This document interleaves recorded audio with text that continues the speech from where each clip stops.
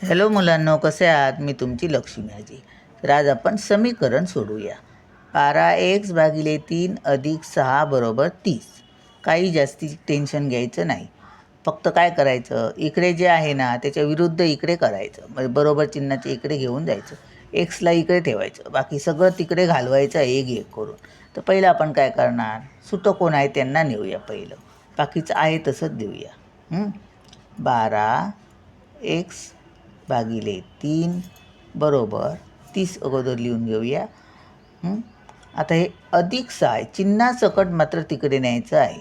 म्हणजे +6 आहे ते विरुद्ध होणार, अधिकचं वजा होणार. बस चालेल. आता 12x तसेच /3 बरोबर 30मधून 6 गेले, किती राहिले? 24 राहिले. आता पुन्हा 12x बरोबर हे 24 तसेच लिहायचे आणि हे ते /3 आहेत ते इकडे जाणार आहेत. मग आता ते भागाकारात आहेत, मग ते गुणाकारात होणार. विरुद्धच करायचं आहे आपल्याला. ×3 झालं. आता 12x बरोबर 24 × 3 किती होतात? 3 चोक 12, 12 2 हातचा आला 1, 3 दुणे 6, 6 आणि 1 7, 72. हे झालं एवढं.